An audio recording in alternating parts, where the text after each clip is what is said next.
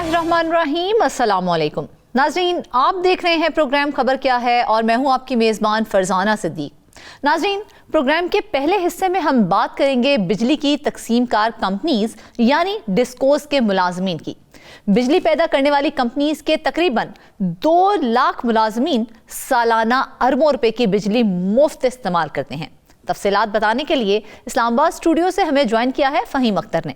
जबकि प्रोग्राम के दूसरे हिस्से में हम बात करेंगे शोबा तालीम की, जो कि एक तवील अरसे से फंड्स की कमी का शिकार है।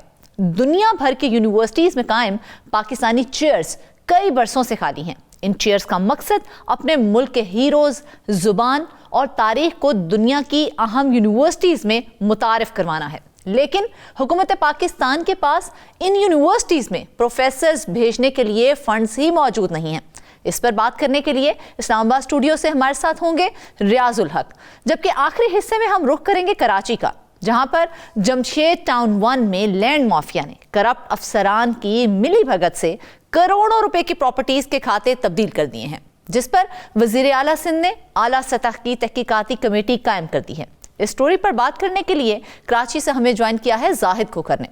तो नाज़रीन, सबसे पहले हम बात करेंगे अवाम के हवाले से। तो अवाम के लिए बिजली फी यूनिट 60 रुपए है, लेकिन दूसरी जगह बिजली की तकसीम कार करने वाले डिस्कोस के लाखों मुलाजमीन के लिए बिजली बिल्कुल मुफ्त है।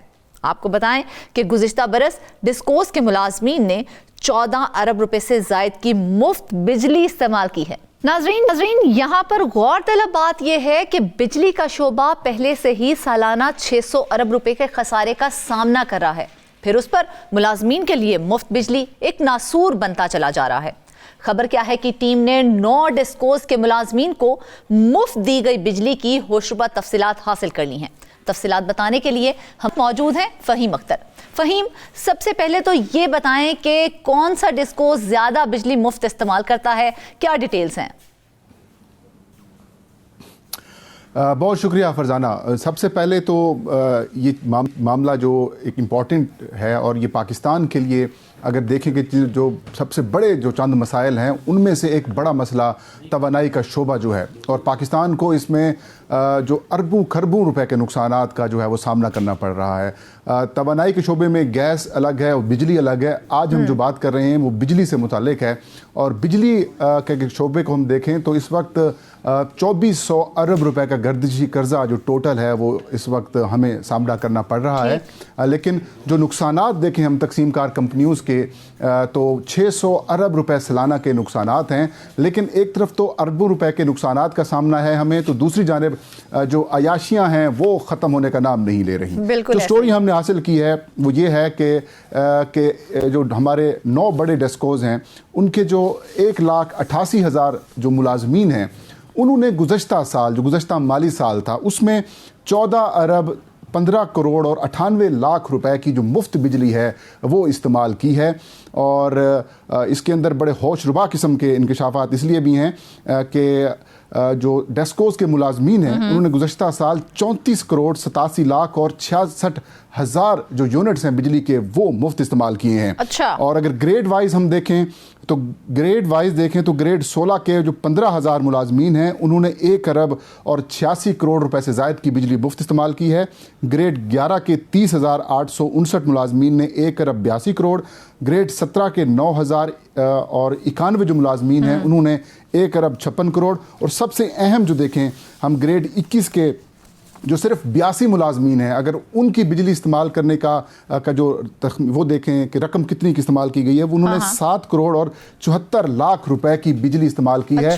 और इस अंदाजे के मुताबिक देखें तो 9.5 लाख रुपए जो सालाना है इन्होंने इसकी बिजली इस्तेमाल की है इन 82 जो ग्रेड 21 के मुलाजमीन हैं। इसी तरीके से ग्रेड 20 के जो 1473 मुलाजमीन हैं फरजाना, इन्होंने 48 करोड़ और 70 लाख रुपए की बिजली इस्तेमाल की है।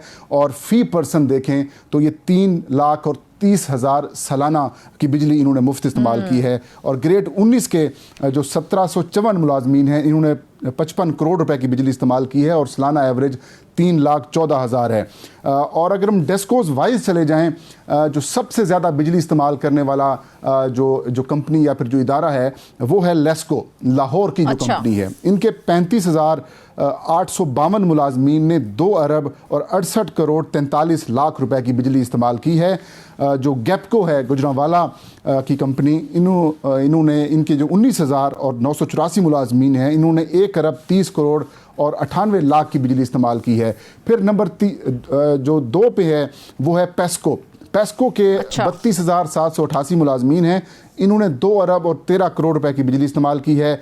फेस्को फैसलाबाद की जो कंपनी है, इसके 28,000 मुलाजमीन ने 2 अरब और 12 करोड़ रुपए की बिजली इस्तेमाल की है। मैपको के 26,386 मुलाजमीन ने 2 अरब और 8 करोड़ रुपए की बिजली इस्तेमाल की है। और जो बाकी जो डेस्कोज हैं उनके भी एवरेज 1 अरब से जो ज़्यादा की जो बिजली है वो इस्तेमाल की जाती रही है। और अगर सालाना वो जो माहाना देखें हम, तो 1 अरब और 17 करोड़ रुपए से ज़्यादा की जो बिजली है वो हर डेस्को जो है, या यूं कहें कि जो हमारे जो मुलाजमीन हैं डेस्कोज के, वो इस्तेमाल कर रहे हैं। यहाँ पर इंटरेस्टिंग बात फरजाना ये है कि जो बिजली बनाने वाले सूबे हैं या वहाँ के जो अवाम है या फिर वहाँ की जो हुकूमतें हैं, वो बिजली बनाकर भी बिजली खरीद रहे हैं, उनकी कीमत अदा कर रहे हैं। लेकिन जो बिजली की तकसीम करने वाले कंपनियों के जो मुलाजमीन हैं, ये इनको मुफ्त बिजली दी जा रही है। और इसके अंदर से भी अगर हम देखें, जो नुकसानात हमें होते हैं, जो सालाना 600 अरब रुपए के नुकसानात हमें इलेक्ट्रिसिटी से हमें आ रहे हैं और इनकी डेस्कोज की वजह से आ रहे हैं, उनमें लाइन लॉसेज हैं, बिजली की चोरी हो जाती है, इसमें फरसूदा निज़ाम, नाकिस मटीरियल। और जो ये मुलाजमीन हैं, इनके ऊपर ये भी बड़ा इल्ज़ाम ये लगता रहता है कि ये इस सारी चोरी के अंदर या फिर इस लाइन लॉसेस के अंदर भी मुलव्वस होते हैं। और दूसरी जानिब उनको तनख्वाहें भी दी जाती हैं, मराद भी दी जा रही हैं। और फिर लेकिन फहीम, एक तरफ तो ये रोना रोया जाता है कि बिजली की पैदावार ही नहीं। अगर बिजली इस हिसाब से बन रही है, इस हिसाब से उसकी पैदावार हो रही है, तो आपने हमें बेशुमार इदारे गिनवा दिए हैं, लेस्को, गैपको, पेस्को, फेस्को, ये तमाम जो इदारे हैं ये अपने मुलाजमीन को मुफ्त बिजली दे रहे हैं, जबकि आवाम को इतनी महंगी बिजली दी जा रही है। ये डिस्कोज के मुलाजमीन को सालाना 100 अरब रुपए की मुफ्त बिजली देने की क्या वजूहात हैं फिर? देखिए, एक अमूमी एक तासुर मौजूद है, ये जो भी इलेक्ट्रिक कंपनी में, मैपको में या फिर लेस्को या फिर किसी भी डेस्को के अंदर की मुलाजिम भर्ती होता है, तो ये एक तासुर मौजूद है कि अगर आपको कोई रिश्तेदार, भाई, कज़न इसमें मुलाजमत इख्तियार कर लेता है तो इनकी 3 नस्लें सुधर जाती हैं। शायद वो यही वजूहात हैं, क्योंकि इसके अंदर इंटरेस्टिंग बात और भी है। आवाम तो तकरीबन 60 रुपए फी यूनिट बिजली की कीमत अदा कर रही है। ज़ाहिर है बिजली का फी यूनिट आप अगर कहें तो वो जो बताया जाता है कि ये इतना है, लेकिन उसके अंदर जो टैक्सेस लगाए जाते हैं, फिर जो कुछ सरचार्जेस ऐड किए जाते हैं, तो उसको अगर कैलकुलेट करें तो वो तकरीबन 60 रुपए फी यूनिट बिजली बनती है। लेकिन इनको तो मुफ्त मिलती है। ना सिर्फ इनको, जो इन डेस्कोस के अवाम बेचारी को एक यूनिट भी 60 रुपए का मिलता है, और ये कई जो यूनिट्स हैं हजारों की तादाद में मुफ्त बिजली इस्तेमाल कर रहे हैं। कैसे दे देते हैं इनको मुफ्त बिजली? देखिए, ये मैं वही बात बता रहा था कि इनको तो मुफ्त बिजली दी जाती है, इनके साथ साथ जो रिटायर्ड मुलाजमीन हैं इन कंपनीज के, उनको भी मुफ्त बिजली दी जाती है। और अगर कोई रिटायर्ड मुलाजिम या फिर कोई वो फौत हो जाता है तो उनके खानदान को, उनके बच्चों को 10 साल तक 50% रियायत के ऊपर भी बिजली दी जा रही है। अब ये पता नहीं इनके पास क्या रॉकेट साइंस है। एक तरफ आप उनको तनख्वाहें दे रहे हैं, मराद दे रहे हैं, उनके हाउस अलाउंसेस दे रहे हैं, और दूसरी तरफ मुफ्त बिजली देने का क्या मंतक है? सारी मराद के बावजूद मेरे पास एक डिटेल है, ऑफिस ऑर्डर है। जाती है। नहीं, इसके साथ एक और इंटरेस्टिंग फरजाना चीज़ देखें। इसके अंदर जो एक ऑफिस ऑर्डर है उसके मुताबिक जो ग्रेड 21 के मुलाजमीन होंगे वो माहाना 1300 यूनिट इस्तेमाल कर सकते हैं मुफ्त बिजली। 1300 यूनिट इस्तेमाल कर सकते हैं। मतलब ये कि आप दिन में 3 एसी भी चलाएं तब भी ये 1300 यूनिट इस्तेमाल नहीं होंगे। ग्रेड 20 के जो मुलाजमीन हैं वो माहाना 1100 यूनिट इस्तेमाल कर सकते हैं। ग्रेड 19 वाले 880, ग्रेड 18 वाले 600 यूनिट, ग्रेड 17 वाले 450 और ग्रेड 16 के जो मुलाजमीन हैं वो 300 यूनिट मुफ्त बिजली इस्तेमाल कर सकते हैं। ये तो हालत है। एक तरफ आप कह रहे हैं कि हम खसारे में हैं, दूसरी तरफ आपकी अयाशियां खत्म नहीं होती, मुफ्ता लगाया हुआ है। और 1,88,000 जो मुलाजमीन हैं, मतलब 1,88,000 फैमिलीज हैं, 1,88,000 फैमिलीज इस्तेमाल कर रही हैं सालाना 14 अरब रुपए की बिजली, और आप कह रहे हैं कि आप लाइन लॉसेस के अंदर हैं, आप बिजली चोरी हो रही है, आप खसारे में हैं। जब इतनी आप मुफ्त की बिजली दे रहे हैं, फिर काहे का खसारा, कहाँ का खसारा? फिर आप अवाम को पागल बना रहे हैं। ये जो 14 अरब रुपए इनको मुफ्त बिजली की मद में मिलते हैं, ये हमारी जेबों से जाते हैं। किसी बिल्कुल, वो तो हम जैसे मासूम अवाम फिर देते हैं, किसी और तरीका आ जाता है, किसी और तरीके से इसको एडजस्ट कर लिया जाता है, और हमारे पास बिजली जमा कराने के लिए पैसे नहीं होते, और जनाब के मुफ्त के खाते लगे हुए हैं, और अरबों रुपए आप इस्तेमाल करवा देते हैं। और तो और कुछ और चीज़ें भी जो हमारी सामने से गुजरती हैं, वो ये कि ये बिजली बेचते भी हैं मुलाजमीन, जिनके पास सरकारी ये जो डेस्को के मुलाजमीन होते हैं, मतलब एक तो उनको मुफ्त बिजली दी जाती है, वो फिर आगे से अपनी ही मुफ्त बिजली को बेच रहे हैं, बेच रहे होते हैं। ये भी बड़ी किस्म की शिकायत भी आई हैं, इसकी तहकीकात भी, लेकिन फिर कौन फहीम, ये जो इतने अभी तक आपने थोड़ी सी हमारी जो प्रोग्राम के आगाज में जो होशरुबा इंकिशाफात कर दी हैं, मेरे ख्याल में इसके बाद तो जो हमारा प्रोग्राम देखेगा वो कहेगा सारी चीजें छोड़ो, हम लोग खुद बिजली के शोबे में जो है वहां पे हमें नौकरी मिल जाए। देखिए, ये अमूमी तासुर था कि एक बंदा वापडा में भर्ती करवा दो, फिर 3 नस्लें आपकी सुधर जाएंगी, और यकीनन वो नजर तो आ रही हैं कि जिस तरीके से खुद भी रखें, आप रिटायर हो गए तब भी आपको मुफ्त बिजली मिलेगी, अगर आप फौत हो जाते हैं तो 10 साल तक 50% रियायत के ऊपर आपको जो है वो चीज़ें मिलती रहेंगी। वापडा के मुलाजमीन, या आप यूँ कहें कि डेस्कोस के जो मुलाजमीन हैं, वो तो उनकी नस्लें तो सुधर गई हैं, लेकिन पाकिस्तान के साथ बहुत बुरा हुआ है। पाकिस्तान को 2400 अरब का खसारा है, या फिर जो सर्कुलर डेब्ट है उसका सामना करना पड़ रहा है, और ये सारी इन्हीं की वजह से। पहले एक कोशिश की जाती रही है कि बिजली की कीमत बढ़ा देते हैं, बिजली की कीमत बढ़ा देते हैं, शायद जो सर्कुलर डेब्ट है वो कम हो जाएगा, गर्दिशी कर्जा कम हो जाएगा, लेकिन अब हालात इससे भी आगे निकल चुके हैं। अब ये बिजली की कीमतें भी बढ़ा रहे हैं, ओवर बिलिंग की भी कर देते हैं, फिर भी जो गर्दिशी कर्जा है वो कम होने का नाम नहीं ले रहा, और उसकी सबसे बड़ी वजह यही 1,81,000 के करीब जो मुलाजमीन हैं, जिन्होंने ये सारा कुछ किया कि इनको सारी चीजें मुफ्त भी मिलती हैं और फिर बाकी मामलात भी करते हैं। अच्छा, अब आप सिर्फ एक सोचने वाली बात ये भी है कि इतनी ज्यादा बिजली जो मुफ्त दी जाती है, क्या उतनी इस्तेमाल भी होती है? देखें, ये जो डिटेल आई है इसके अंदर यही लिखा गया है कि जो इनकी इंटाइटलमेंट है, वो इंटाइटलमेंट की यूनिट्स जो हैं वो ये हैं, और जो इस्तेमाल हुए हैं वो ये हैं। मतलब ये जो मेरे पास डेटा है इसके मुताबिक ये कंज्यूम्ड बिजली है, ये कंज्यूम होने वाली है, ये इस्तेमाल की जाने वाली बिजली है, और इस्तेमाल की गई बिजली 14 अरब रुपए की है, जिन्होंने 1 साल के अंदर इस्तेमाल किए। और अभी जो 2024 और 25 जो नया साल इस वक्त जारी है, माली साल, उसको चंद महीने हुए हैं, इसमें भी ये 11 से 12 अरब रुपए से ज़्यादा की बिजली इस्तेमाल करने वाले हैं, क्योंकि एस्टिमेट यही लगाया गया है। तो इसका सिर्फ ये नहीं कि ये जो इंटाइटलमेंट है और ये इसी के ऊपर हमने कैलकुलेशन की है, नहीं, ये कंज्यूम्ड बिजली है और उन्होंने ये बिजली इस्तेमाल की है। तो अब दूसरी जो बात आप कर रही थी कि क्या इनके पास मुफ्त बिजली है भी सही, या बिजली है भी या नहीं है, तो बिजली तो है इनके पास। असल मसला जहाँ पर आ जाता है, जितने भी जो साबका हुकूमतें गुजरी हैं या जो मौजूदा हुकूमत भी है, वो पहले दिन से यही कहते हैं कि जो ट्रांसमिशन लाइंस हैं या फिर जो बिजली की डिस्ट्रीब्यूशन है उसके अंदर इश्यूज पैदा हो जाते हैं, वहाँ पर लाइन लॉसेज आ जाते हैं, वहाँ पर यानी कि जितनी बिजली की हमें जरूरत है उतनी बिजली पैदा भी हो रही है, उतनी बिजली मौजूद भी है, लेकिन हमें डिस्ट्रीब्यूट ही नहीं करनी आ रही है। असल मसाइल जो है वो डिस्ट्रीब्यूशन के वक्त हो जाते हैं, और डिस्ट्रीब्यूशन किसने करनी है? यही 1,88,000 मुलाजमीन ने, और उनको मुफ्त सारी कुछ चीज़ें फराहम की जा रही हैं, बाकी चीज़ें भी हैं, कोई पूछने वाला भी नहीं है। माजी में एक हुकूमत की जानिब से ये जो मोनेटाइजेशन पॉलिसी है वो लाने की कोशिश ज़रूर की गई कि ये जो सरकारी मुलाजमीन है ये इतनी भारी तादाद में बिजली इस्तेमाल करते हैं, अरबों रुपए की बिजली इस्तेमाल करते हैं, क्यों ना इनको एक मोनेटाइज पॉलिसी दे देते हैं और ये इस हद तक रहेगी। फिर मुलाजमीन ने एहतजाज शुरू कर दिया, स्ट्राइक्स होना शुरू होगी, और फिर ये मामला जो है वो किसी अदालत के अंदर चला गया, तो वो पॉलिसी भी इंप्लीमेंट नहीं हो सकी। तो अब मुफ्ता लगा हुआ है इन तमाम डेस्कोस का, और आपने जिस तरीके से देखा कि 1 अरब से ज़्यादा कि हर डेस्को जो है वो बिजली जो मुफ्त है वो फराहम करता है। लेकिन फहीम, अब जो मामलात हम देख रहे हैं जिस तरह से आम सारिफ के ऊपर इतना बोझ पड़ता जा रहा है, एक यूनिट जो है उसको 60 से भी कई बार ज्यादा का पड़ जाता है, और नस्ल दर नस्ल जो है इन मुलाजमीन को मुफ्त की बिजली दी जा रही है। इस सिलसिले को रोकने की कोशिश नहीं की गई अभी तक?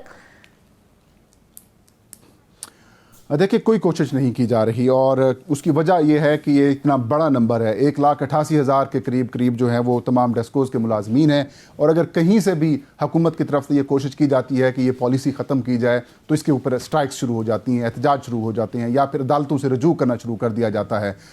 तो माजी में भी एक दफ़ा कोशिश ज़रूर की गई है, लेकिन वो कामयाब नहीं हो सकी।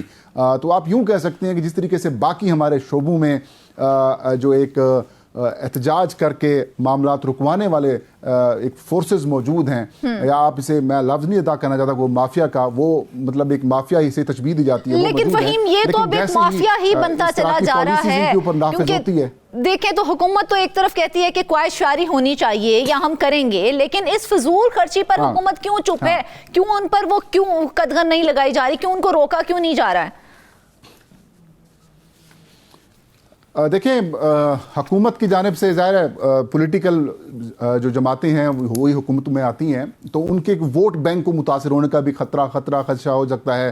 फिर हुकूमत की जो कारकर्दगी है वो भी मुतासर हो सकती है। तो एक दरमियानी रास्ता निकालने की कोशिश ज़रूर की गई कि क्यों ना इन तमाम जो डिस्ट्रीब्यूशन कंपनीज़ हैं इनकी निजकारी कर दी जाए।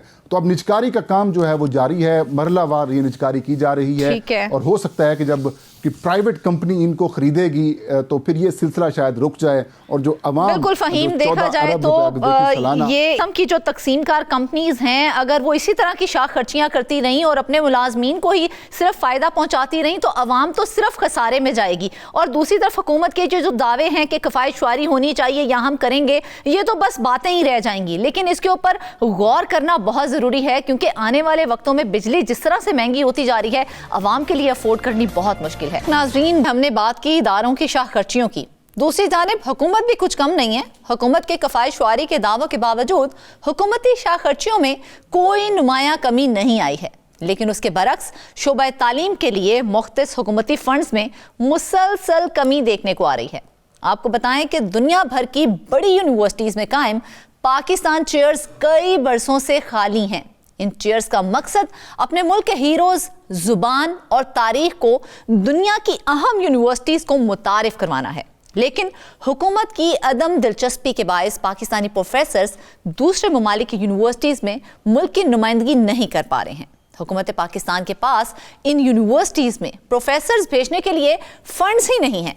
तफसीलात जान लेते हैं अपने नुमाइंदा खुसूसी रियाजुल हक से। रियाज, सबसे पहले तो हमारे नाजरीन को ये बताइएगा कि पाकिस्तान चेयर्स है क्या और इसकी क्या अहमियत है? जी बहुत शुक्रिया फरजाना। पाकिस्तान चेयर्स जो है पूरी दुनिया में जो बड़ी यूनिवर्सिटीज़ हैं उन तमाम ममालिक में, अमेरिका, जर्मनी वगैरह में काफ़ी अर्सा पहले पाकिस्तान ने पाकिस्तान चेयर्स का सिलसिला शुरू किया। पूरी दुनिया में ये होता है, और इसका मकसद जो ये होता है, मिसाल के तौर पर जो चेयर्स हैं उनके नाम ये हैं: Pakistan chair, Allama Iqbal chair, Quaid-e-Azam chair, Urdu chair, Pakistan chair, Pakistan history chair. ये इन चेयर्स के नाम होते हैं। तो सीनियर जो प्रोफेसर्स होते हैं अपने शोबे के, उनके एक प्रोसेस के बाद उनको पाकिस्तान में फाइनलाइज करके उन यूनिवर्सिटीज़ में भिजवा दिया जाता है, जिसमें जर्मनी शामिल है, जिसमें ईरान है, जिसमें अमेरिका है, और इसके अलावा दूसरे तमाम ममालिक हैं। तकरीबन जो 14 सीटें हैं वो जो है वो इसके लिए जो है वो करार पाई हैं पूरी दुनिया में। इसका ज़ाहिर मकसद ये होता है कि मिसाल के तौर पर पीकिंग चाइना में उनकी रिक्वेस्ट होती है कि आपकी जो पोइट्री के हवाले से अल्लामा इकबाल हैं या आपके फाउंडर हैं कायद-ए-आज़म, उनकी हिस्ट्री और पाकिस्तान को अंडरस्टैंड करने के लिए जो चेयर्स होनी चाहिए, ताकि वहाँ पे सेमिनार्स हों, वहाँ पे अगर कोई रिसर्च करना चाहता है या कुछ पढ़ना चाहता है तो वहाँ पे पाकिस्तानी प्रोफेसर मौजूद हों, और उन यूनिवर्सिटीज़ में उस सब्जेक्ट के हवाले से बाकायदा तौर पर जो है वो ब्रीफ किया जा सके, एक ज़ैनी साहब मौजूद हों। पूरा डिपार्टमेंट अगर नहीं है, लेकिन एक चेयर मौजूद है और इस चेयर का जो बुनियादी मकसद है वो यही होता है कि वहाँ के मुल्क भर में इस तरह जो चेयर्स हैं दुनिया भर में उन लोगों को और वहाँ के जो स्टूडेंट्स हैं, जो अपकमिंग जनरेशन है, आने वाली नस्ल है, उनको ये बताया जाए कि पाकिस्तान क्या है, पाकिस्तान की तारीख़ क्या है, हमारे जो बड़े शायर हैं अल्लामा इकबाल वो क्या थे, उनकी मुफक्किर एशिया उनको कहा जाता है, वो क्यों थे, उनकी इंग्लिश में शायरी, उनकी उर्दू में शायरी, उनकी फ़ारसी में शायरी और बहुत सी इस तरह की जो तारीख़ है, इस हवाले से पाकिस्तान की तारीख़ उर्दू के हवाले से, उर्दू की तारीख़ इसके हवाले से जो है तफसीलात जो है शेयर की जाती हैं डिपार्टमेंट में, सेमिनार होते हैं, वर्कशॉप्स होती हैं, तो पाकिस्तान का एक नुमाइंदा मौजूद होता है। लेकिन बदकिस्मती से तकरीबन ये कोई 10-12 साल होने वाले हैं कि ये चेयर जो हैं एक आध कभी ना कभी फिल होती हैं, कभी ये मुकम्मल तौर पे फिल नहीं हो पाई। इसमें ज़ाहिर है बहुत सी वजूहात है, प्रोग्राम में आगे चलकर इन तमाम वजूहात का हम जिक्र करेंगे।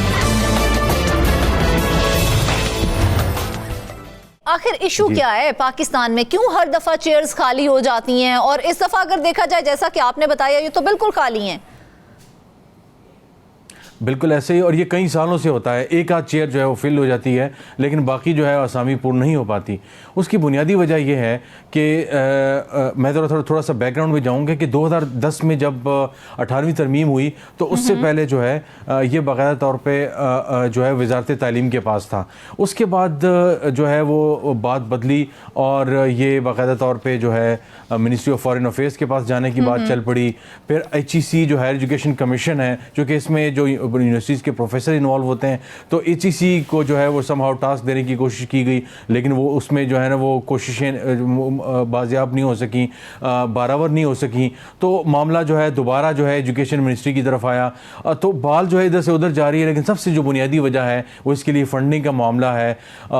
लेकिन बदकिस्मती से अगर देखा जाए तो फ़ंडिंग, अगर हम कहें चलिए हुकूमत जो है ऑस्टेरिटी मैयर कर रही है और पैसे बचाओ मुहिम लग रही है, लेकिन दूसरी तरफ देखें इसी शहर इस्लामाबाद में वज़रा के लिए 24 करोड़ की गाड़ियां जो हैं 2 माह पहले अप्रूव की गई। इसलिए इसी के साथ साथ पाकिस्तान इंटरनेशनल एयरलाइंस पे और तमाम एयरलाइंस पे जितने हमारे वज़रा और सेक्रेटरीज जाते हैं उनके लिए बाकायदा तौर पे ये कहा गया कि वही सब इकॉनमी क्लास में जाएंगे। लेकिन फ़ौरन क्या फ़ैसला हुआ कि अभी तकरीबन 15-20 दिन पहले हमने खबर दी थी 92 न्यूज़ पे कि वज़ीर-ए-आज़म और अभी काबीना के इजलास से फॉर्मल अप्रूवल ली जाएगी, लेकिन वज़ीर-ए-आज़म ने इन प्रिंसिपल या उसूली तौर पे उसकी मंजूरी दे दी है। और वज़रा और सेक्रेटरियों ने कहा है कि हम पूरी दुनिया का सफ़र जो है जब करने जाते हैं तो थक जाते हैं और हमें बिज़नेस क्लास दी जाए। तो वज़ीर-ए-आज़म ने उसकी उसूली तौर पे मंजूरी दे दी कि वाकई ये लोग थक जाते हैं। समरी में बड़ी इंटरेस्टिंग तफसील है, उसमें लिखा हुआ है कि PIA तो हर जगह नहीं जाती, तो लिहाजा फिर उन्होंने ये लिख दिया कि 6 घंटे से ज़्यादा जहाँ पर फ़्लाइट्स होंगी वहाँ पर जो है ये लोग जाएंगे बिज़नेस क्लास में जाएंगे, इकॉनमी क्लास में तंग हो जाते हैं, जहाज़ बदल के थक जाते हैं। तो एक तरफ जो है ना करोड़ों और जो डॉलर्स का जो खर्चा आएगा वो इसके अलावा है, लेकिन यहाँ पे चंद जो है $100 मिलियन के एवज 4-5 साल के लिए आप प्रोफेसर्स को अपने मुल्क के तशख़्ख़ुस को उजागर करने के लिए भेज सकते हैं, लेकिन आप नहीं भेज रहे। तो तरजीहात जो है वो आपकी तालीम नहीं है, आपकी सेहत नहीं है, और हम यहाँ पे देख रहे हैं एग्जैक्टली वही हो रहा है। बिल्कुल रियाज, जिस तरह से आपने बताया कि ये जो चेयर्स हैं इनका मकसद अपने मुल्क के हीरो, जुबान और तारीख को दुनिया में मुतारिफ करवाना है, तो क्या हम इतने इंटरेस्टेड ही नहीं है इस मामले में कि कोई हमारी तारीख या हमारी सकाफत को जाने या हमारे हीरोज को समझे कि वो कितने बड़े हीरोज रहे हैं? जी देखें, इसकी बुनियादी वजह यह है कि एक तो शायद हमें बुनियादी दिलचस्पी नहीं है, दूसरा तालीम हमारा तरजीह नहीं है, चाहे वो पाकिस्तान की सतह पे हो, बैनुल-अक़वामी सतह पे हो। अगेन इस पे हम या हमारी हुकूमत इतना इंपॉर्टेंट ही नहीं समझती है रियाज इसको कि कोई हमें जाने या हमारी सकाफत को पहचाने। बिल्कुल, मैं उस तरफ ये आ रहा हूँ कि हमारी जब तरजीहात में शामिल होगा कि पाकिस्तान, पाकिस्तानियत और पाकिस्तान की तारीख़ और पाकिस्तान के हीरोज़, तो फिर बात आगे बढ़ेगी। लेकिन यहाँ पे तो हम सियासी चालबाजियों से और आए दिन तरामीम से ही बाज नहीं आ रहे। आधी रात तक, फजर की नमाज तक जो है तरामीम तो हो सकती हैं, लेकिन दूसरी तरफ हम देख लें पिछली जितनी भी तरामीम हुई सब रात के अंधेरे में हुई। तो 1 घंटा रात के अंधेरे में इसके लिए भी निकाल लें और ये फंडिंग जो है इसकी अप्रूवल कर लें, ये इतनी बड़ी बात तो नहीं है। 24 करोड़ की अगर गाड़ियां आ सकती हैं तो 14 चेयर्स के लिए मेरा ख्याल है 15 करोड़ के अंदर अंदर आप 14 ममालिक में अपनी जो सारी चेयर्स हैं ये फिल कर सकते हैं। इतनी बड़ी बड़ी यूनिवर्सिटीज के नाम है, हाइडेलबर्ग जो यूनिवर्सिटी है जर्मनी की, चेयर्स की जो खाली है ये तकरीबन 14 चेयर्स हैं जो खाली हैं और इसमें जर्मनी शामिल है, इसमें ईरान है, इसमें कजाकिस्तान है, इसमें अमेरिका है और इसके साथ साथ इसमें मिस्र है, इसमें तुर्की शामिल है। एक बंदा जो है कुछ हफ्ते पहले फाइनल हो गया, ईरान हमने भिजवा दी है। कुछ के इंटरव्यूज़ अभी हो रहे हैं, कुछ ममालिक के साथ, जर्मनी वगैरह के साथ जो है वो साइन हो गए MOU, लेकिन MOU साइन होना मसला नहीं है। किसी यूनिवर्सिटी के साथ MOU तो साइन हो गया, लेकिन क्या वफाकी हुकूमत के पास बजट में इतना पैसा है कि इस प्रोफेसर को भेजा जाएगा, उसके घर का खर्चा ज़ाहिर है, उसमें उसके साथ फैमिली जाएगी, तो बाकायदा सारी जो एक फंडिंग होती है, पूरा एक प्रोजेक्ट होता है, उसके लिए फंडिंग क्या हुकूमत के पास मौजूद है, ये एक बहुत बड़ा सवाल है। तो इस आने वाले हफ्ते में जो काबीना का इजलास होगा, मुमकिन तौर पर ये जो 5 यूनिवर्सिटीज़ के MOUs हैं उसके दस्तखत की मंजूरी तो ली जाएगी, लेकिन मुझे उम्मीद है कि वज़रा और वज़ीर-ए-आज़म इस मामले को उठाएंगे कि इसका मुस्तकिल हल किया जाए और कभी HEC, कभी फॉरेन ऑफिस, कभी एजुकेशन मिनिस्ट्री फेंकने के बजाय इसके लिए एक फंड मुख्तस किया जाए। आपने अच्छी खासी रिसर्च की है इस हवाले से, ये बताइएगा कि आपके नजदीक इसका हल क्या है, आप क्या समझते हैं? जी, इसमें बड़ा आसान तरीका है, पूरी दुनिया में इस तरह होता है इस तरह के प्रोजेक्ट्स के लिए, और भारत में भी ये होता है और इसका बड़ा आसान सा हल है। वो ये है कि हुकूमत एक तरफ तो काफ़ी हद तक जो रकम है वो मुख्तस कर सकती है। ऐसी बात नहीं है कि हमारे हालात इतने मखदूश हो गए। अगर हमारे हालात मखदूश हुए होते तो हमारे जो अशराफिया है जो कुछ कर रही है आजकल वो ना कर पाती। लेकिन चलें किसी हद तक हम कहें कि हमारे पास बजट में कमी है तो कुछ पैसे तो हुकूमत दे दे। इसके साथ साथ ये जितनी बड़ी यूनिवर्सिटीज़ हैं, सबसे पाकिस्तानी जो तलबा हैं वहाँ जो रहते हैं, जो वहाँ पे नौकरियाँ करते हैं, उन ममालिक में, उन यूनिवर्सिटियों के ममालिक में और पाकिस्तान के अंदर उनके एलुमनाई की मीटिंग्स रखी जाएँ, वहाँ पे यहाँ पे रखी जाएँ और गेट टुगेदर रखी जाए। जो इन यूनिवर्सिटीज़ के ग्रेजुएट्स हैं या इस तरह के जो पाकिस्तान के अरबपति लोग हैं, उनको बिठाकर जो है वो एक किस्म का इवेंट रखा जाए और उसमें फ़ंड रेजिंग की जाए। जिस तरह हमने देखा कि बड़े बड़े अस्पतालों के लिए, शौकत खानम वगैरह के लिए फ़ंड रेजिंग होती है, इसके लिए मेरा ख्याल है 3 घंटे का डिनर हो, सारी फ़ंड रेजिंग हो सकती है। नियत होनी चाहिए। तो अरबपति लोगों को एलुमनाई जो यूनिवर्सिटी, तो क्या इसके लिए कोई सोर्स ऑफ फंडिंग हमारे पास मौजूद नहीं है रियाज? इसके लिए जो सोर्स ऑफ फंडिंग है वो हुकूमत पाकिस्तान ही है, इसके लिए और कुछ नहीं है। और हुकूमत पाकिस्तान ने हाथ खड़े किए हुए हैं और कभी कभार तो आंखें भी बंद कर देते हैं। फिलहाल तो ऐसा लग रहा है कि आंखें भी बंद की हुई हैं। उसकी वजह यह है कि ना नीयत है और ना यहाँ पे शौक़ है, ना यहाँ पे ज़ौक़ है। और जैसा आपने कहा कि शायद हम चाहते ही नहीं है कि पाकिस्तान में जो पाकिस्तान का जो तशख़्ख़ुस है वो दुनिया भर में उजागर हो, क्योंकि हमें अपने मुल्क में अपने मुल्क में ही फ़िक्र नहीं है तो हम बाहर की क्या फ़िक्र करेंगे। तो यहाँ का निज़ाम, तालीमी निज़ाम और सारा कुछ ये हमारी तरजीहात में शामिल नहीं है। और हम 4% जो है वो GDP का एजुकेशन के लिए मुख्तस नहीं करते। हर साल एजुकेशन का बजट कम से कम होता जा रहा है, आउट ऑफ स्कूल चिल्ड्रन में इजाफा होता जा रहा है। 3.25 करोड़ तक जो है वो आउट ऑफ स्कूल बच्चों की तादाद पहुंच चुकी है। तो ये तो एक ऐसा शोबा है कि जो बड़ा दूर की बात है। यहाँ घर के अंदर हमसे मामलात नहीं संभाले जा रहे। दुनिया के तशख़्ख़ुस का हमारा जो है हम क्या कर सकते हैं। तो ये बड़ी बदकिस्मती की बात है। आपने पेश की है उसके बाद तो ये लगता है कि वज़ारत तालीम भी इसका हल ढूंढने में दिलचस्पी नहीं रखती है। देखें, वज़ारत तालीम में भी मेरी कुछ जो ब्यूरोक्रेट से बातचीत हुई है, उनका ये कहना था कि ज़ाहिर है इसके लिए जो फंडिंग और रकम जो उसका आना है, ज़ाहिर है 3-4 साल 5 साल के लिए जो प्रोफेसर वहाँ पे जाता है तो उसका जो रिहाइश का सारा खर्चा है, बाकी चीज़ें वो वहाँ की यूनिवर्सिटी आपके लिए जगह फ्राहम कर सकती है। अच्छा, कि आप का दफ्तर कहाँ पे होगा, वो चेयर क्या होगी। लेकिन इसके साथ साथ जो बाकी फंडिंग है, यहाँ से टिकट, वहाँ से यहाँ से जाने का टिकट और छुट्टियों में आना जाना और बाकी जो खुराक वगैरह सारा तनख्वाहें वगैरह सिलसिला है, ये तो हुकूमत पाकिस्तान ने करना है। अब किसी यूनिवर्सिटी में इकबाल चेयर है, क़ायद-ए-आज़म चेयर है। अब ये तो नहीं हो सकता कि जर्मनी की एक यूनिवर्सिटी है या फ्रांस में कोई यूनिवर्सिटी है तो वो सारा खर्चा भी जो है वो जेब से दे कि जी आएँ, हम पैसे आपको देते हैं, आप अपने मुल्क का तशख़्ख़ुस उजागर करें। अब ये तो नहीं कम अज़ कम हो सकता। मेरा ख्याल है इस हद तक सुस्ती तो नहीं करनी चाहिए। रियासत पाकिस्तान एक बहुत बड़ा इदारा है जहाँ 24 करोड़ की गाड़ियाँ और जो है वो हवाई सफ़र फ्री हो सकता है और बिजनेस क्लास में हो सकता है। तो मेरा ख्याल है चंद करोड़ रुपया अगर जो है इन चेयर्स के लिए दे दिए जाए तो बहुत बड़ा चैलेंज नहीं होगा। सिर्फ थोड़ा सा पुश करना है और रियलाइज करना है कि आपने कहा कि दीगर ममालिक में भी ये चेयर्स मौजूद हैं। अपने हमसाया मुल्क भारत की ही बात कर लें तो भारत में डोनर, स्पॉन्सर्स और दूसरे ज़राए से फंडिंग को पूरा किया जाता है। क्या पाकिस्तान ये तमाम सोर्स यूज नहीं कर सकता? हमने थोड़ी देर पहले एग्जैक्टली यही बात की कि बाकायदा तौर पे ये हो सकता है कि जो एलुमनाई फंडिंग होती है उसको इकट्ठा किया जाए। इसी तरह जो आप एक फंड रेजर जो है रखते हैं और उसमें फैसला करते हैं कि जनाब हमने एक ऐसा एक इवेंट रखना है, और जितने बड़े पाकिस्तान के अरबपति और इंडस्ट्रियलिस्ट या सनतकार जो लोग हैं उनको इस्लामाबाद में वज़ीर आज़म के साथ डिनर पे बुला लिया जाए और उसमें सदर भी शामिल हों।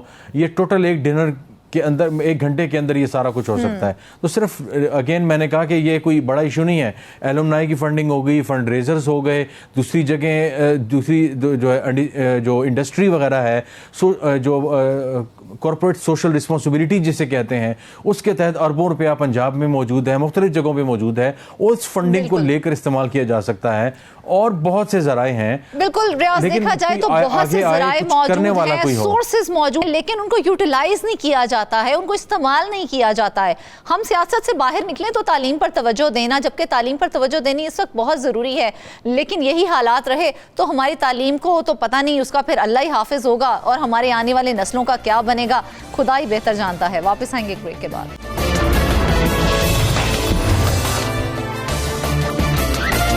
वेलकम बैक नाजरीन। आपको बताएं कि कराची के सब रजिस्ट्रार ऑफिस जमशेद टाउन 1 में कई प्रॉपर्टीज के खाते तब्दील करने के इंकशाफात सामने आए हैं। मनसूबाबंदी के तहत माफिया ने करप्ट अफसरान की मिली भगत से कई प्रॉपर्टीज के खाते तब्दील कर दिए हैं। आईजी रजिस्ट्रेशन की जानिब से चीफ सेक्रेटरी सिंध को लिखे गए खत पर जहां चीफ सेक्रेटरी सिंध ने इतने बड़े इंकशाफात पर हैरानगी जाहिर की, वही मामले को वज़ीर आला सिंध के सामने भी रख दिया। वज़ीर आला सिंध ने आला सतह की तहकीकाती कमेटी तश्कील दे दी। आईजी रजिस्ट्रेशन ने अपने खत में मजीद क्या इंकशाफात किए हैं, जानते हैं अपने नुमाइंदे जाहिद को। जी जाहिद, ये बताएं कि महकमा रजिस्ट्रेशन में खातों की तब्दीली के मेगा स्कैंडल के हवाले से क्या अहम पेशरफ्त हुई है? जी थैंक यू सो मच। और ये जो मामला है ये तो लगता इस तरह है कि रुकने का नाम भी नहीं ले रहा है, और इस हवाले से जो पेशरफ्त अहम ये हुई है कि वज़ीर आला सिंध की जानिब से एक आला सतही तहकीकाती कमेटी तश्कील दे दी गई है। ये ख़त लिखा गया था आईजी रजिस्ट्रेशन की जानिब से चीफ सेक्रेटरी सिंध को, और जो इब्तदाई तहकीकात की गई थी और उसमें जितने मामला सामने आए थे उसके मुतल्लिक़ आगाह भी किया गया था, और ये सिफारिश की गई थी कि अब इस मामले की बेहतर तहकीकात के लिए ज़रूरी है कि एक आला सतही तहकीकात कमेटी बनाई जाए। जब चीफ सेक्रेटरी सिंध के सामने ये मामला आए और होशरबा इंकशाफात सामने आए तो उसके बाद उन्होंने इस मामले के मुतालिक वज़ीर आला सिंध को आगाह किया और बताया कि ये तो इंतहाई संजीदा नोयत का मामला है, इसलिए आप खुद इस मामले को देखें। जिसके बाद वज़ीर आला सिंध की जानिब से एक तहकीकाती कमेटी बनाई गई है। चीफ मिनिस्टर इंस्पेक्शन टीम के जो सेक्रेटरी हैं शमीर खान भुट्टो, उसकी सरबराही में ये आला सतही तहकीकाती कमेटी है, जिसके जो रुकन हैं एक मेंबर 1 समर हुसैन कादरी, वो भी इसमें रुकन होंगे। उसके साथ मेंबर 2 हैं जमशेद आलम मेमन, वो भी इसके साथ शामिल होंगे, और उसके साथ जो रुकन होंगे उनकी मुआवनत करेंगे। उसमें एक डिस्ट्रिक्ट रजिस्ट्रार मीरपुर खास हैं खालिद चौहान, शाहिद पंवर असिस्टेंट हैं स्टैम्प विंग के, और उसके साथ निसार अहमद सुमरू जो इंस्पेक्टर हैं उनको शामिल किया गया है। इस तहकीकाती कमेटी के इजलास भी हुए हैं, और इस तहकीकाती कमेटी के चेयरमैन शमीर खान भुट्टो ने 2 सीनियर तरीन जो सब रजिस्ट्रार थे जो इस मामले की पहले भी तहकीकात कर रहे थे, एक सरदार जुल्फकार लाखो और उसके साथ आसिफ चांडियो, उनको भी शामिल किया गया है अनऑफिशियल। उनको कहा गया है कि इस मामले में वो मुआवनत करें क्योंकि वो सीनियर तरीन सब रजिस्ट्रार हैं और इस मामले को उन्होंने बारीक बीनी से देखा है। इस मामले की तहकीकात ये, और इब्तदाई जो तहकीकात शुरू की गई है तो अहम जो मामला हैं वो सामने आ चुके हैं। इस तहकीकाती कमेटी को मैंडेट दिया गया है कि जो आईजी रजिस्ट्रेशन की जानिब से जो ख़त लिखा गया है इस मामले की तमाम तहकीकात की जाए ताकि हक़ाइक़ तक पहुँचा जा सके। मैं आपको ये बता दूँ कि जिस जो अफसर का इंतखाब किया गया है शमीर खान भुट्टो, ये पहले भी मुख्तलिफ़ किस्म की तहकीकात कर चुका है और एक अपनी अच्छी साख रखने वाले अफसर है। आपको याद होगा कि 92 न्यूज़ ने ही एक खबर ब्रेक की थी जो हैदराबाद और सक्कर मोटरवे में मेगा करप्शन स्कैंडल मंजरेआम पर लेकर आए थे। उस मामले पर भी साबिक जो चीफ सेक्रेटरी थे सुहेल राजपूत साहब, उन्होंने भी ये असाइनमेंट शमीर खान भुट्टो को दी थी। और जब शमीर खान भुट्टो उस वक्त फाइनेंस के स्पेशल सेक्रेटरी थे, जब वो मटियारी में पहुंचे थे तो उस वक्त उन्होंने चीफ सेक्रेटरी को बिल्कुल आगाह किया था कि बिल्कुल ये पैसे जो है 2 करोड़ 2 अरब रुपए वो निकल चुके हैं और 92 न्यूज़ की खबर बिल्कुल दुरुस्त है और उन्होंने एक रिपोर्ट भी जो है वो दी थी जिसकी रोशनी में वो साबिक डिप्टी कमिश्नर जो हैं वो अरेस्ट हुए हुए थे और भी असिस्टेंट कमिश्नर। तो अच्छा कहने का साहिब, मकसद ये है जिस कि तरह एक से आपने अच्छी बताया कि पेशरफ्त वज़ीर ज़रूर आला हुई सिंध है। की जानिब से जो है आला सतह कमेटी बनाई गई है और जिन लोगों को इसमें शामिल किया गया है, क्या वो इतने रिलायबल हैं और जो मैंडेट दिया गया है वो उस पर पूरा भी उतरेंगे? देखिए, जो अफसरान का इंतखाब किया गया है, मैंने जिक्र किया कि इनकी जो साख है, इनकी जो शहरत है वो काफ़ी अच्छी रही है। वो अच्छे तरीके से तमाम मामलात को देख सकते हैं, उसमें किसी के साथ कोई रियायत नहीं हो सकती।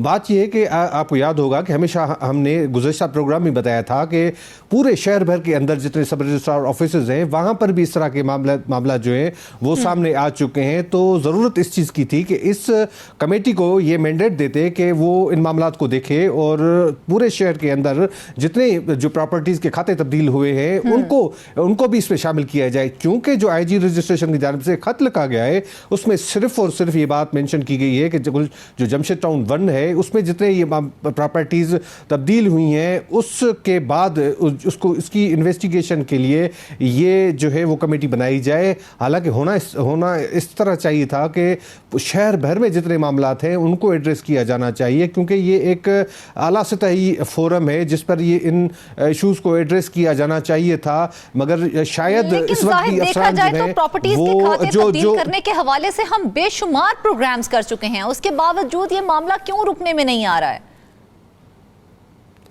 जी बिल्कुल, असल में ये है कि हक़ाइक़ पर आना नहीं चाहते शायद ये जो है अफसरान जो है। और इस वक्त भी जो ख़त लिखा गया है चीफ सेक्रेटरी को, चीफ सेक्रेटरी हो या वज़ीर आला सिंध, उनको भी हक़ाइक़ से दूर रखने की कोशिश की जा रही है कि हक़ाइक़ से वो दूर रहे। पर्टिकुलर वो जो है वो सिर्फ एक टाउन को मेंशन किया गया है। दूसरी बात यह है कि जो पहले डिस्ट्रिक्ट रजिस्ट्रार की सरबराही में कमेटी बनाई गई थी उसको भी जो मैंडेट दिया गया था उसकी भी तहकीकात में ये मेंशन किया गया था कि सिर्फ 11 प्रॉपर्टीज़ जो है वो उसकी वो तहकीकात करेगी। तो इसलिए कमेटी का ये कहना था कि जब मामला दूसरे भी आते थे, जब इसके सामने अहम इंकशाफात दूसरे भी हुए थे कि कई ऐसे प्रॉपर्टीज़ हैं जिनके खाते तब्दील कर दिए गए हैं, तो कमेटी का ये कहना था कि क्योंकि हमें मैंडेट नहीं है, हमें सिर्फ मेंशन करके 11 प्रॉपर्टीज़ दी गई है तो हम इससे तजावुज़ नहीं कर सकते हैं। तो इसलिए ये भी मामला इसी तरह से हो सकता है कि ये कमेटी कहेगी कि अगर शहर भर से एक मामला सामने आ रहे हैं तो हम अपने मैंडेट से तजावुज़ नहीं कर सकते और मामला रह सकते हैं। दूसरी मैं आपको बात बताऊँ कि IG रजिस्ट्रेशन की जानिब से जो ख़त लिखा गया है उसमें भी गैर मामूली इंकशाफात किए गए हैं और इसमें कहा गया है कि जो महकमे के अफसरान हैं उनकी जानिब से जो माफियाज हैं, जो लैंड माफियाज हैं, उनके साथ मिली भगत करके ये मामलात खाते तब्दील किए गए हैं और इसमें मजीद तफसीलात जो है बताई गई हैं। डिजिटलाइज करने में कितना टाइम लगेगा, क्यों इतना डिले आ रहा है अभी तक इसमें? देखें, एक सिस्टम है वो इसमें ज़रूर रुकावट है। ये काफ़ी अरसे से इस पे काम चल रहा है और ख़ास तौर पर जब निगरान दौर हुकूमत था तो उस वक्त के जो निगरान सूबाई वज़ीर था यूनुस डागा, उन्होंने ये मामला शुरू किया था और उनकी कोशिश थी। काफ़ी सब रजिस्ट्रार दफ्तरों में ये मामला ई रजिस्ट्रेशन के शुरू किए गए हैं और इस सिलसिले में मुख्तलिफ सब रजिस्ट्रारों की ट्रेनिंग भी जारी है और ट्रेनिंग हो चुकी है, मरहलेवार हो रही है ट्रेनिंग।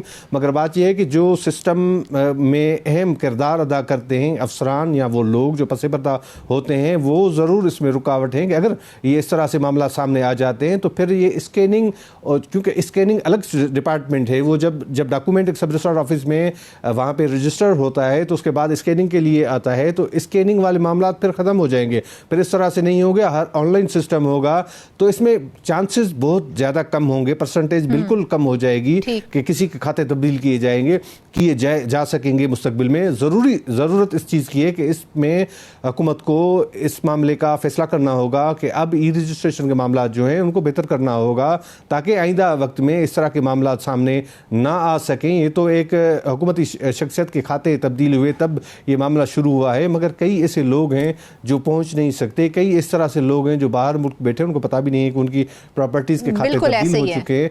तो कम से कम जो गरीब और जो बेसहारा लोग हैं उनके हक का तहफ़्फ़ुज़ जो है वो मुमकिन हो सकेगा। ये तो हैरानगी की बात है कि जिस तरह से खाते तब्दील कर दिए जाते हैं और उन बेचारों को पता भी नहीं होता जो मुल्क से बाहर होते हैं। जाहिद, ये मामला जो सामने आया है इसमें क्या उन अफसरान के या उन अफराद के नाम सामने आए हैं जिनकी वजह से ये खाते तब्दील किए गए?